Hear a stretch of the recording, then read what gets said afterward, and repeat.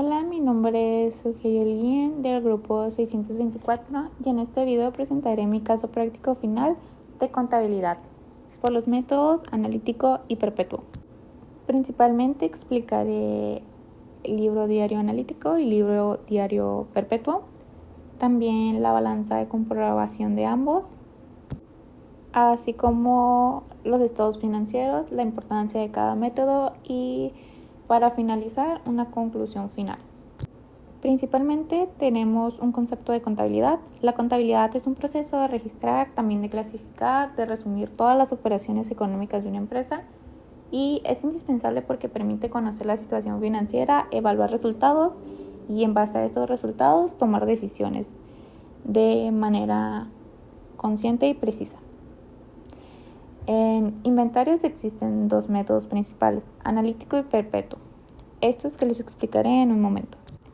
En catálogo de cuentas principalmente tenemos el libro diario de método analítico.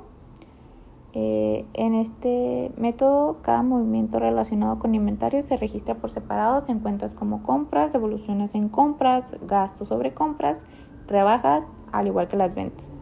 La importancia de este método es que nos permite analizar con exactitud cada movimiento relacionado con compras y ventas, controla de manera detallada devoluciones, descuentos y gastos, genera información muy específica.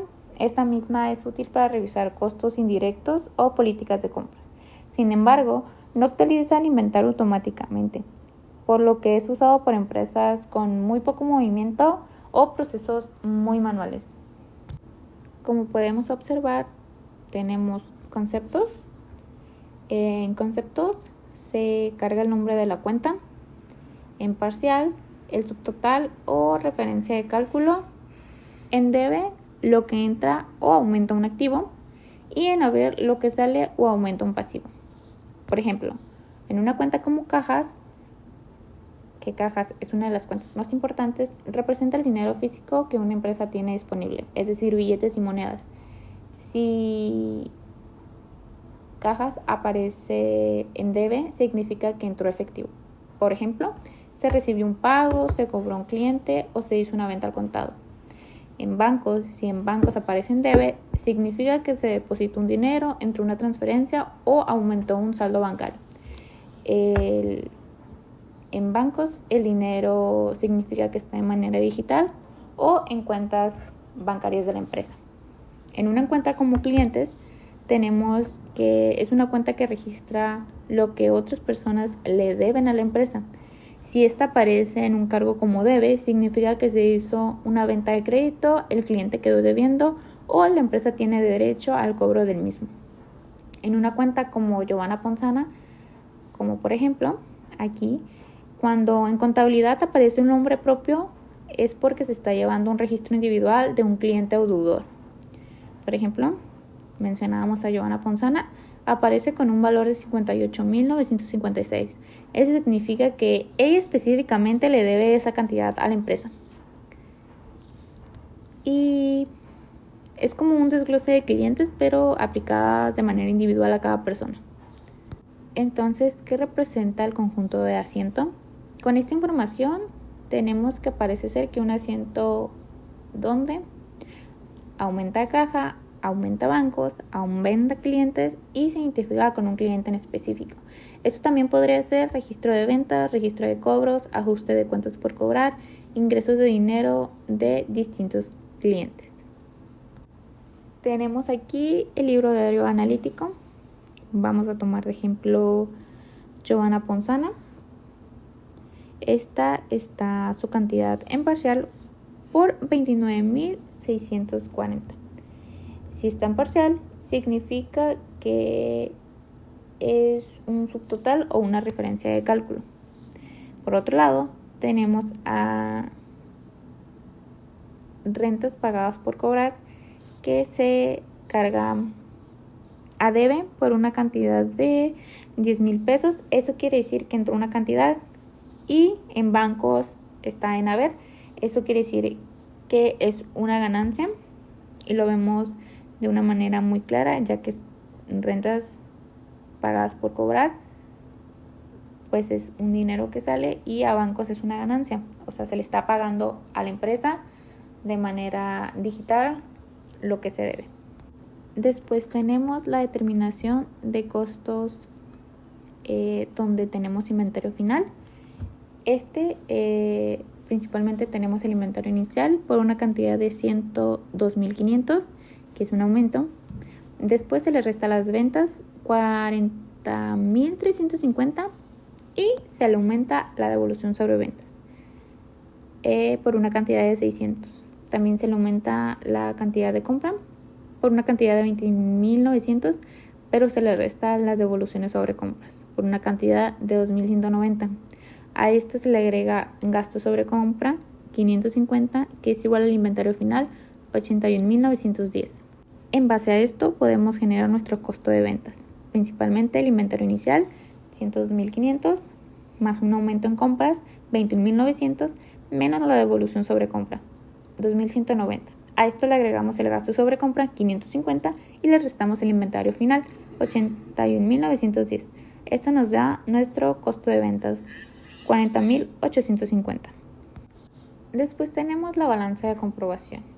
Este es un reporte contable que muestra todos los saldos de las cuentas del libro mayor en un periodo determinado. Su objetivo principal es verificar que la contabilidad esté cuadrada, es decir, que la suma de los débitos sea igual a la suma de los créditos. Esta sirve para verificar errores de registro antes de preparar los estados financieros, para confirmar que aplicaron correctamente las reglas de partida doble y para revisar el saldo de cada cuenta, activo, pasivo, capital, ingresos y gastos.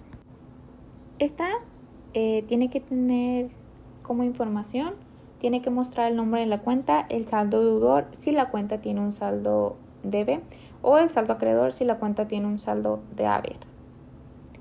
Por ejemplo, tenemos el concepto de caja, que debe 93.315 y se va a la cuenta deudor, que es una deuda, por la misma cantidad, 93.315. Por otro lado, tenemos, por ejemplo, costo de ventas, también por una cantidad de 40.850, que como se debe, se va a deudor por la misma cantidad, 40.850. Pero en caso de haber, tenemos, por ejemplo, capital social, por la cantidad de 100.000 pesos. Este es acreedor por la misma cantidad, 100.000 pesos. Es importante recordar que la balanza de comprobación no garantiza que no existan errores de clasificación o de omisión. Esta solo confirma que los registros hechos sumen correctamente las cantidades, ya que al final debe de cuadrar, al igual que deudor-acreedor. Después tenemos el estado financiero de analítico. En esta podemos observar el número de cuenta, los conceptos y las cantidades. Empezando por ventas, con la cantidad de 78.690, pero a este se le resta la devolución sobre ventas, 1.140, lo que nos da un resultado de ventas netas, 77.550. A este también se le resta el costo de ventas, 40.850, lo que nos da un resultado de utilidad bruta de 36.700. A este se le suman los gastos de administración y los gastos de ventas, por cantidades de 1.200 y 4.800. Estas cantidades sumadas nos dan un total de 6.000 pesos, lo que es igual a gastos operativos, lo que es igual a utilidad y pérdida. Utilidad y pérdida es la resta de utilidad bruta y gastos operativos, lo que nos da una cantidad de 30.700.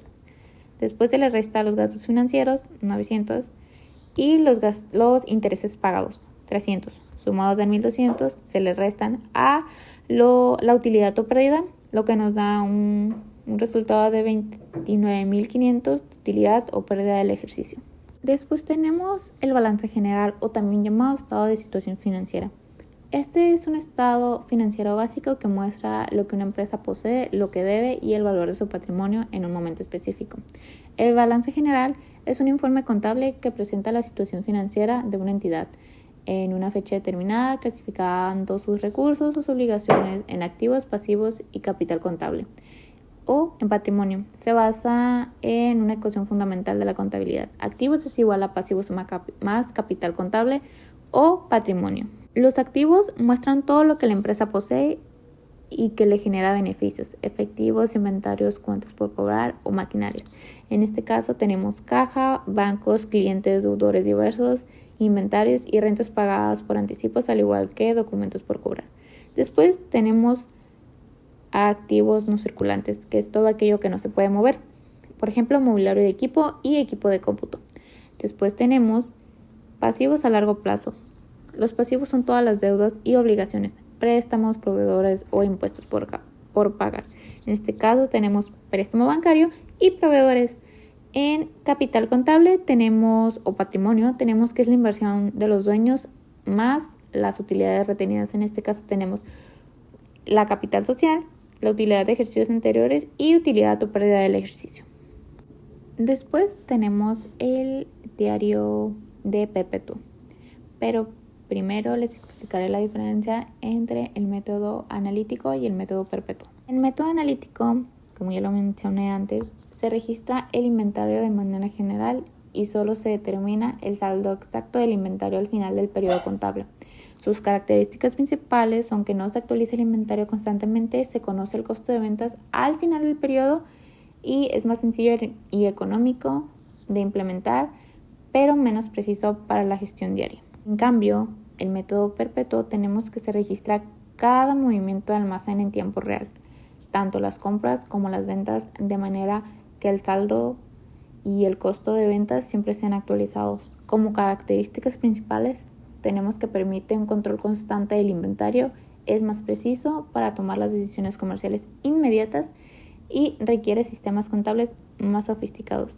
A menudo están computarizados.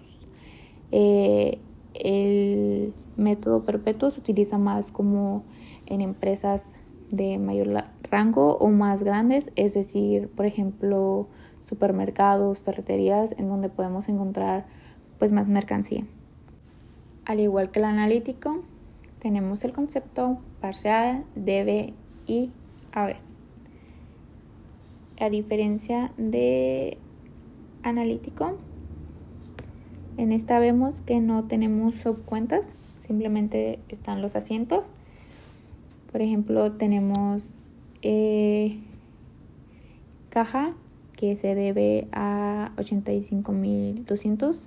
Eso quiere decir que entra dinero o si bien aumenta un activo. En Giovanna Ponzana igual tenemos que es parcial. Recordemos que parcial es un subtotal o una referencia de cálculo por la misma cantidad, 58,956. Y es lo mismo con las demás asientos. Por ejemplo, tenemos almacén, que se debe a 600. El queso manchego, que es un subtotal, a 600. Y en total costo de ventas se va a haber por la misma cantidad, 600. Bancos está en haber por 47,800. Está en debe, lo que significa que entra o aumenta un activo. Y clientes está en haber, lo que significa que sale o aumenta un pasivo. También tenemos, por ejemplo, un nombre, una cuenta a Edith Carrillo. Esto es clientes, pero de una manera pues más específica. Después tenemos la balanza de perpetuo. Se distribuye de la misma manera que el método analítico, por conceptos, debe, haber, deudor y acreedor. Pero en este caso las cantidades correspondientes al final cambian. Tenemos que debe nos da un resultado de 730,226, al igual que en haber, y en deudor nos da la cantidad de 500,106, al igual que en acreedor. Al igual que en el método analítico, debe es deudor y haber es acreedor. Por ejemplo, la capital social, haber 100,000 es acreedor a 100,000. Pero en el caso de intereses pagados, debe 300, es deudor a la misma cantidad, 300. Al igual que en documentos por cobrar, que debe 9,810 y es deudor a 9,810. Después sigue el estado financiero del método perpetuo. Tenemos de la misma manera conceptos, ventas tenemos 77.550. A este se le resta el costo de ventas, 39.750, y nos da la cantidad de 37.800. Esto como utilidad bruta. Después se le suma el gasto de administración, de igual manera 1.200, y el gasto de ventas, 4.800. Esto nos da el resultado de gastos operativos. De la misma manera, utilidad bruta se le restan los gastos operativos y nos da la utilidad o pérdida, 31.800. A este se le restan gastos financieros, 300, e intereses pagados, 900. Y nos da como resultado la utilidad o pérdida del ejercicio. En este caso tenemos que es 30.600. Y como último paso tenemos el balance general, que es donde ya todos los resultados están reflejados. En este caso está por la misma manera: activos, activos no circulantes, activos circulantes, pasivos y capital. Recordemos que activos circulantes son todos aquellos que se mantienen en movimiento, es decir, por ejemplo, el dinero. Los activos circulantes son todo aquello que no se puede mover. Podría ser como inmobiliarios, un lugar, un terreno, etc. Pasivo son los préstamos bancarios o los proveedores, y la capital es el dinero o las ganancias que posee pues dicha empresa. En este caso, la capital social, utilidad de ejercicios anteriores o la utilidad y pérdida. Y tenemos un balance con la cantidad de 458.156. Recordemos que los dos métodos son de suma importancia porque cada uno nos ayuda a diferentes objetivos. En el caso del método analítico, tenemos que es utilizado para empresas más pequeñas o no tan especializadas y se adecua de manera pues muy precisa a las empresas más pequeñitas. En cambio, el método perpetuo es utilizado en pues lugares más grandes, como lo he mencionado, como ferreterías, supermercados, tiendas de ropa, que generalmente tienen más mercancía, suelen tener más mercancía, entonces tienen que tener un mayor control de lo que hay en almacén a comparación de lo que hay en inventario, en un abarrotes, etc. Y como conclusión final, yo tengo que, pues para concluir esta práctica, principalmente me permitió comprender cómo funcionan ambos métodos y pues su impacto en la información financiera de una empresa. Por ejemplo, mencionaba que el método analítico es más detallado, pero el método perpetuo actualmente pues es más moderno, más preciso y pues también refleja mejor la realidad de lo que está pasando en un negocio. Ambos métodos para mí son fundamentales y cada uno tiene sus ventajas. Esto también pues dependiendo del tipo de empresa. Como lo mencionaba, no es recomendable en una empresa grande o con mucha mercancía utilizar el método analítico porque no les va a ser útil, o el método perpetuo en un lugar o un establecimiento más pequeño porque pues sinceramente no tiene tanto caso, no valdría tanto la pena utilizarlo porque pues es más sistemático este método. Y pues esa es mi conclusión final. Espero que sea entendible y de manera clara, y gracias por ver el video.